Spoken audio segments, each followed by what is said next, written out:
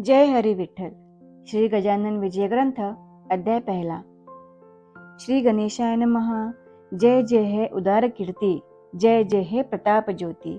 गौरी पुत्र मयूरेश्वर, जय जय है गणपति. कार्यारंभ में स्मरण आपका करते सकल जन, साधु संत सत्पुरुष और सकल विद्वज्जन. आपकी कृपा में है शक्ति, विपदाएं है भस्म होती.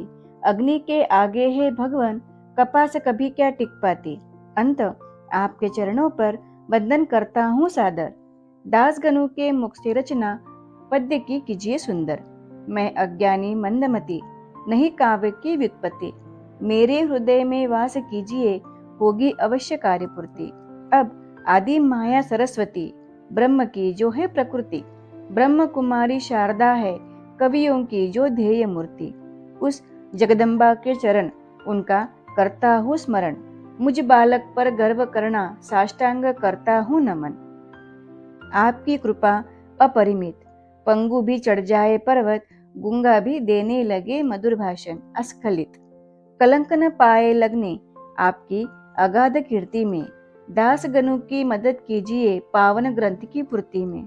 अब हे पुराण पुरुष, हे पांडुरंग, हे पंडरीश, पाहि माम दीन बंधो.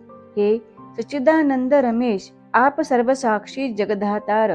आप ही व्यापक चराचर, आप ही सर्वत्र भगवन, आप ही कर्ता सर्वेश्वर. जग जन्म जनार्दन, एक आप ही परिपूर्ण. आप माता, आप पिता, आप सगुण और निर्गुण. समझ न पाए ज्ञानी भी, अगाध महिमा आपकी. यह कश्चित फिर दास गणों, मूली है किस खेत की. राम की जब कृपा हुई, वानरों में शक्ति आई. यमुना तट पर गोकुल में गोपों की ताकत बढ़ गई. आपकी कृपा के लिए संपत्ति नहीं चाहिए, आपके चरणों में केवल अनन्य होना चाहिए. हे देव, आपकी यह कीर्ति संत गाते हैं करुणामूर्ति. अंत आपके द्वार पर आया, विन्मुख न हो मेरी भक्ति. संत चरित की करने पूर्ति, सहायता करो रुक्मिणी पति. शिखर तक ग्रंथ ले जाइए, मेरे हृदय में कर बस्ती. हे भव भवांतक भवानीवर, हे नीलकंठ, हे गंगाधर. सर पर वरद हस्त रखिए, ओमकार रूप त्र्यंबकेश्वर. आपकी सहायता होने पर काल से भी है नहीं डर. लोहे को सोना बना देता, पारस केवल स्पर्शी कर. कृपा आपकी पारस है, लोहा यह गनुदास है. अपने पुत्र को आपने करना नहीं निराश है. असंभव कुछ आपको नहीं, सब है आपके हाथ में ही. ग्रंथ सुगम लिखवाइए, मैं हूँ बालक आपका ही. मेरे कुल की कुल देवता, कोल्हापुरवासी जगन माता. मंगल कामना से उनके चरणों पर हूँ रखता माथा. हे दुर्गे तुळजा भवानी, हे अपर्णे अम्बे मृडानी. दास गणों के मस्तक पर रखी आप वरदपानी. वंदन अब दत्तात्रेय को, शीघ्र ही वर देना मुझको. श्री गजानन चरित्र गाने, देना स्फूर्ति दास गणों को. अब शांडिल्यादि ऋषीश्वर, वशिष्ठ, गौतम, पाराशर, ज्ञान सविता, शंकराचार्य, इनको मेरा सादर प्रणाम. अब संत महंतों को वंदन, स्मरण कर चरणों को. ग्रंथ लेखन करवाइए, पकड़कर मेरे हाथों को. गहनी निवृत्ति ज्ञानेश्वर, श्री तुकाराम देहूकर और रामदास को नमन तरणे भवाद्भी के पार. हे शिरडीकर साई समर्थ, वामन शास्त्री पुण्यवंत. दास गणों को अभयदान देना आप सारे संत. आपकी कृपा से करुणा कर, बोलूंगा वचन यहाँ पर. दास गणों बालक आपका, कठोर नहीं होना उस पर. जो सच्चा वात्सल्य रहता, वही तो बोलना सिखाता. आपका और मेरा भी है पुत्र और माता का नाता. कलम तो है केवल लिखती, उसमें नहीं रहती शक्ति. ग्रंथ लेखन के कार्य में वो तो मात्र साधन बनती. दास गणों तो केवल कलम है बना, आप इसको धारण करना. रसमय ग्रंथ की रचना हेतु आपसे यह नम्र प्रार्थना. अब श्रोताजन सावधान, संत कथा कीजिए श्रवण. स्वयं के कल्याण हेतु एकाग्र अपना कीजिए मन. संत महंत धरती पर चलते बोलते हैं परमेश्वर. दाता है वे मोक्ष पद के और वैराग्य के सागर. संत तो है सन्निधि की, वास्तव में सुंदर मूर्ति. श्रोता हो सुनिए, संत है अमोल राशि कल्याण की. संत चरित्र का श्रवण शांति से करो भक्तजन, धोखा कभी किसी को भी देते नहीं संतजन। ईश्वरीय तत्व के ये संत ही मार्गदर्शक है, अमोघ ज्ञान के भी ये संत ही संग्राहक है। संत चरण में जिसकी मति, उसका ऋणी है रुक्मिणी पति। संत चरित्र सुनने हेतु मन को मल से देना मुक्ति। भारतवर्ष में आज तक हो गए हैं संत अनेक, किसी अन्य देश के माथे नहीं ऐसा भाग्य लेख। जम्बू द्वीप पर पुरातन है अतिशय धन्य, सारे सुख समृद्धि का भंडारे असामान्य। उसका है ऐसा कारण, इस भूमि पर संत चरण अनादि काल से आज तक पढ़ते आए हैं पावन। नारद, ध्रुव, कयादुकुमर, उद्धव, सुदामा, सुभद्रावर, अजातशत्रु धर्मराजा, महाबली अंजनी कुमार, शंकराचार्य जगतगुरु, पदंतों के कल्पतरु इसी भू पर प्रकट हुए। अध्यात्म विद्या के मेरु मध्व, वल्लभ, रामानुज, जिनके ऋणी अधोक्षज निस सामर्थ्य से रक्षण धर्म का करते थे। दिग्गज नरसिंह मेहता, तुलसीदास, कबीर, कमाल, सूरदास, गौरंग प्रभु के वर्णन में असमर्थ है गनुदास। जिसकी भक्ति का अंत नहीं, राजकन्या व मीराबाई, विषप्राशन कर गए उसके लिए श्री शेषशाही। गोरख, मच्छिंद्र, जालंधर, जो है योग योगेश्वर, ग्रंथ उनकी लीला का है नवनाथ भक्ति सार। प्रबल जिनकी हरिभक्ति, जिन पर थे प्रसन्न श्रीपति, वे जनी कान्हो संत सखो, नामा नर हरि सन्मति। चोखा सावता कुर्मदास, दामाजी पंत पुण्य पुरुष, जिनके कारण बेदर में हरि ने लिया महारवेश। मुकुंदराज जनार्दन, बोधला निपट निरंजन, महीपति ने पूर्व में किया इनके चरित्र का गायन। सकल चरित्र नामावली देना यह न है जरूरी, भक्ति विजय भक्तमाला के पठन की बिनती प्रेम भरी। तत्पश्चात जो संत आए उनके चरित्र मैंने गाए। वे तीनों ग्रंथ पढ़िए ताकि आप समझ पाए उन संतों के ही स्तर के। हे श्री गजानन शेगाव के चमत्कार लोकोत्तर हैं। इस अवतारी पुरुष के पूर्व में जो मैंने गाए संत चरित्र जो बताए, सारांश रूप में ही 3 ग्रंथों में वर्णित किए। श्री गजानन की महिमा सविस्तार चाहूँ कहना, मेरे सौभाग्य में लिखा है महाराज का चरित्र लिखना। अकोट के सन्निध्य का संत सर्वप्रथम था लिखा देख, वही क्यों पीछे रह गया, कारण सुनिए। विचारवंत पूरी माला पिरो लेते, अंत में मेरु मणि जोड़ते, अंत इस चरित्र की रचना रह गई पीछे। शेगांव नाम का वराड़ में ग्राम खामगांव तहसील में चारों ओर प्रख्यात है व्यापार के संबंध में। छोटा है तो क्या हुआ, वैभव से संपन्न हुआ, साधु के कारण नाम इसका त्रिलोक में अमर हुआ। शेगांव सरोवर के अंदर गजानन कमल खिला सुंदर, जिसकी सुगंध फैल गई अखिल ब्रह्मांड के अंदर। शेगांव की खदान का हीरा गजानन नाम का, अल्पमति मैं वर्णन अब करना चाहता हूँ उनका। अब गजानन चरित्र सुनिए, उनके चरणों में प्रेम रखिए, उद्धार अवश्य होगा आपका। बात कदापि न भूलिए, श्री गजानन कृष्ण घन मयूर आप हो श्रोते जन, चरित्र नीर बरसने पर नाच उठेगा आपका मन। भाग्यवान ही है निसंशय शेगांव के नागरिक, तभी तो उन्हें प्राप्त हुआ गजानन रूप मानिक। संचय अगर हो पुण्य का, होता लाभ संचरण का। संत श्रेष्ठ है भगवान से, इसमें नहीं रखता शंका। आकर पंढरपुर में रामचंद्र पाटिल ने मुझसे की थी प्रार्थना, कार्तिक की वारी में मेरे मन में भी इच्छा थी गजानन चरित्र गाने की, लेकिन इस कार्य की जुगत नहीं लग रही थी, पूर्ति अवश्य होनी थी मेरी इस इच्छा की। अंत महाराज ने रामचंद्र की यहाँ पर थी योजना की। संत क्या क्या सोचते हम नहीं समझ पाते, श्री गजानन वे संतों के चूड़ामणि है माने जाते। इस महान पुरुष का ठौर ठिकाना नहीं पता, उनकी जाति का इतिहास कोई भी नहीं जानता। जैसे ब्रह्मा का उद्गम जानते नहीं कोई भी जन, तेज देख उस ब्रह्म का तर्क लगाता है मन। जो हीरा है तेजमान, पूर्णतया प्रकाशमान, शोभा उसकी देखकर तल्लीन होते हैं विद्वान। खादान है कौन सी, वहां उस हीरे की आवश्यकता नहीं होती ऐसा कुछ सोचने की। अपनी तरुणावस्था में गजानन आए शेगांव, माघ वद्य सप्तमी को शके 1800 में।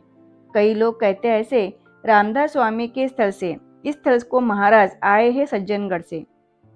यद्यपि इसका भी कहीं ठोस सबूत है नहीं, लेकिन उनका तर्क कुछ निरर्थक होगा नहीं। लोग सारे भ्रष्ट हुए, अंत उन्हें कष्ट हुए। लगता है उनके लिए ही महाराज अवतरित हुए। जग का करने को उद्धार। गजानन रूप में अवतार लेकर पुनः भू पर आए रामदास समर्थ जगदहतार। किसी कलेवर के अंदर योगी लेता है प्रवेश कर। ऐसे कितने ही चमत्कार जगत गुरु ने दिखाए कर। गोरख पुणे करकट में, कानिफा गजकर्ण में, चांगदेव नारायण दह में, बिना योगी के ही जन्मे। अवश्य हुआ यहाँ पर वैसा ही कुछ चमत्कार। महाराज को ज्ञात था योग का हर एक प्रकार। उनकी लीलाएं पढ़ने से समझोगे भली प्रकार से योग की महिमा अगाध है अन्य सारे साधनों से। शेगांव में माघ मास में वद्य सप्तमी के दिन में उदित हुआ यह ज्ञान सूर्य। पदन को उद्धरने उस समय की सम्यक कथा आपको मैं कथन करता। एक भाविक सज्जन थे, देवीदास नाम था जिनका। देवीदास सदगृहस्थ थे, पातुरकर के वंशज थे। माध्यदीन जिनकी शाखा मठ के वे अधिपति थे। उनके पुत्र की उस दिन ऋतु शांति थी। इस कारण भोजन की तैयारियां चल रही थी। झूठी पत्तलें रास्ते पर फेंक दी थी इधर उधर। उस देवीदास विप्र के घर के सामने ढेर कर श्री गजानन योगीवर बैठे थे। उसी स्थान पर केवल एक पुरानी बंडी दिख रही थी तन पर। अन्य कोई भी उपाधि पास में न दिखाई दी। पानी पीने हेतु केवल एक तुम्बे की व्यवस्था थी। कच्ची चिलम हाथ में बनाई थी, जो स्वयं उन्होंने, जो नहीं सेकी गई, किसी कुंभार की भट्टी में। दृष्टि केंद्रित नासाग्र पर शांति छाई थी मुद्रा पर। प्रांत काल के बाल विरसम तबोवल था शरीर पर। मूर्ति पूरी दिगंबर, भाव नहीं था आप पर। रुचि अरुचि दोनों उसने कोसों हो गई दूर। ऐसे थे योगी गुरुवर, ढूंढ रहे कुछ पत्तल पर, अपनी ही लीला में मग्न बैठ गए थे रास्ते पर। चावल का दाना देखते शीघ्र मुंह में डाल देते। अन्न ही परब्रह्म है, यह संदेश सभी को देते थे। श्रुति में यह कहाँ है, अन्न ही तो ब्रह्म है, अन्नम ब्रह्मेति, ऐसी युक्ति उपनिषदों में भी है। उसी का दृष्टांत देने दाना दाना लगे उठाने, पर सामान्य जन कहाँ भावार्थ को लगे समझने। बंकटलाल आगरवाला उस रास्ते से जाने लगा। अपने एक मित्र के साथ यह प्रकार देखने लगा। कुलकर्णी दामोदर पंत सज्जन मित्र विचारवंत यह प्रकार देखने लगा। नजर से आश्चर्ययुक्त देख करने अजीब सी चर्चा करे दोनों ऐसी। इसकी यह कृति तो दिख रही है पागल जैसी। यह अगर याचक होता भोजन पात्र मांग लेता। देवीदास भी सज्जन है, वह तो इसे सहर्ष देता। द्वार पर जो याचक आए बुद्धिमान उसे नहीं लौटाए। इसकी इस कृति से हमें कुछ भी समझ नहीं आए। बंकट ने पंत से कहा, खड़े रहकर हम यहाँ उनकी कृति आजमाएंगे, देखेंगे क्या कर रहा। सच्चे साधु का हर काम होता है पागल के समान, ऐसा भागवत के अंदर कह गए व्यास महान। आचरण से भले हो पागल, ज्ञान इसका है विमल। ज्ञान का यह प्रत्यक्ष भंडार दिखता है निर्मल। विचारों का आदान प्रदान करने लगे दो विद्वान। पारखी को ही होता है रत्न परखने का ज्ञान। रास्ते से कितने लोग गए पर कोई न देख पाए इन दोनों के सिवाय। कारण इसका सोचिए, कांच और हीरा मिलकर रखे जो एक स्थान पर, हीरा ही उठाता पारखी कांच को छोड़कर। बंकटलाल आगरवाला थोड़ा सा आगे आया। विनयपूर्वक उसने फिर श्री गजानन को प्रश्न किया, समझ में न आए कारण पत्तल में क्यों करते शोधन? भूख लगी हो आपको तो हम ले आते भोजन। बंकट ने ऐसा प्रश्न किया। महाराज ने उत्तर दिया, बस ऊपर उन दोनों के तरफ दृष्टिक्षेप किया। बाजुए गर्दन दमदार, कांति सतेज मनोहर, चौड़ा सीना और भौहों में दृष्टि हो गई थी स्थिर। स्वयं में ही लीन हुआ ऐसा योगी देख लिया। मन में ही संतुष्ट होकर मौन रहे वंदन किया। फिर देवीदास बुआ को विनती की ले जाने को, एक पात्र भर प्रेम से ले आना इसके भोजन को। देवीदास ने वैसा किया। एक थाल परोस लिया, पकवानों से भरकर महाराज को अर्पण किया। भोजन को बैठे समर्थ, जहाँ रखा हुआ था पात्र, रुचि या अरुचि मन में बची नहीं थी लेश मात्र। ब्रह्मरस की अनुपम पीकर तृप्त हो जिसका मन, मामूली खीर उसको क्या दे सकती आनंद परम। जो सार्वभौम नृपवरस उसे मिले जागीर अगर, भूषण नहीं उसे उसका राज इसका सारे जग पर। पकवानों को एक किया, स्वाद भर न ध्यान दिया, दोपहर के समय को जठराग्नि तृप्त किया। यह देखकर पंत से किया भाषण पंकट ने, इसे पागल समझकर बड़ी भूल की है हमने। सुभद्रा को जब देख लिया, द्वारका ने अर्जुन पागल हुआ, निरर्थक कार्य करने लगा, व्यवहार सारा भूल गया। ज्ञानी के भाव पागल हुए, मुक्ति रूप सुभद्रा के लिए, इसकी कसौटी लेना उचित नहीं हमारे लिए। धन्य अपना शेगांव ग्राम, दृष्टि से देखा कैवल्य धाम। श्री हरि ने दिया है जिसे निश्चय ऐसा पदनाम। सूर्य था माथे पर आया, भूमि भाग था तप्त हुआ, पेड़ों पर जाकर हर पक्षी ने आश्रय लिया। ऐसी भरी धूप में यह बैठा आनंद में, यह साक्षात ब्रह्म है, भय न बचा इसके मन में। इसने भर पेट किया भोजन, तुम्बे में नहीं है जल। काकन, अंत पेय जल की व्यवस्था चलो करते हम दोनों जन। पूछने लगे दामोदर, तुम्बे में नहीं जरा नीर, मर्जी हो तो जल लेकर दास अभी होगा हाजिर। भाषण उसका सुन लिया, महाराज ने हास्य किया, आपको कथन करता हूँ उन्होंने जो उत्तर दिया। तुम्हें अगर लगे जरूरी तो लो आओ पिलाओ वारी, एक ब्रह्म ने ही देखो व्याप ली है दुनिया सारी। तुम और मैं ऐसा कोई भेद यहाँ रहा नहीं, पर ज्ञानियों ने व्यवहार निभाना तो चाहिए ही। शरीर ने है खाया खाना, अंत चाहिए पानी पीना, ज्ञानियों को यह व्यवहार अवश्य ही चाहिए जानना। अंत तुम्हारी बुद्धि को जरूरी लग रहा हो तो व्यवस्था करो पानी की, लाओ पिला दो मुझको। सुनकर उनका भाषण हर्षित हुआ दोनों का मन। पंकट कहे पंत को अपना, धन्य है भाग्य और जीवन। पानी लाने दामोदर गए शीघ्र घर के अंदर। इतने में सुनिए क्या घटित हुआ रास्ते पर। वहां कुएं के बाजू में गंदा पानी था कुंडी में, सारे जानवर वहां पर पहुंच जाते पानी पीने। वहां पानी लिया पी तृप्ति की डकार दी। महाराज ने उतने में आ गए दामोदर भी। महाराज वह गंदा जल डालिए ना मुंह के अंदर, इस जल को तो पी सकते केवल पक्षी और जानवर। लीजिए मैं लाया यह जल, स्वाद में मधुर और शीतल, युक्त है खस की सुगंध से, ऊपर से है अति निर्मल। भाषण यह सुनकर बोले, महाराज सत्वर, मुझे विश्वास नहीं तुम्हारे व्यवहारिक तर्क पर। चराचर जो यह जगत है एक ब्रह्म से व्याप्त है, यहाँ समल विपल सुहासिक ऐसा कोई फर्क है? पानी भी तो वही है, निर्मल मलिन वही है, सुगंध दुर्गंध इन दोनों रूपों में भी वही है। इनको जो भी पीता इससे अलग न होता है। नर के जन्म में ईश्वरीय कर्म दिखाई देता है, उसको छोड़ सारे जन व्यवहार में लगाते मन। थोड़ा विचार करो कहाँ से जग हुआ है यह उत्पन्न। सुनकर समर्थ के वचन गदगद हुआ उनका मन। अनन्य भाव से पकड़ना चाहते समर्थ के चरण। उनका मंतव्य जानकर महाराज निकले दौड़कर। वायु की गति को अवरोध कौन भला सकता है कर।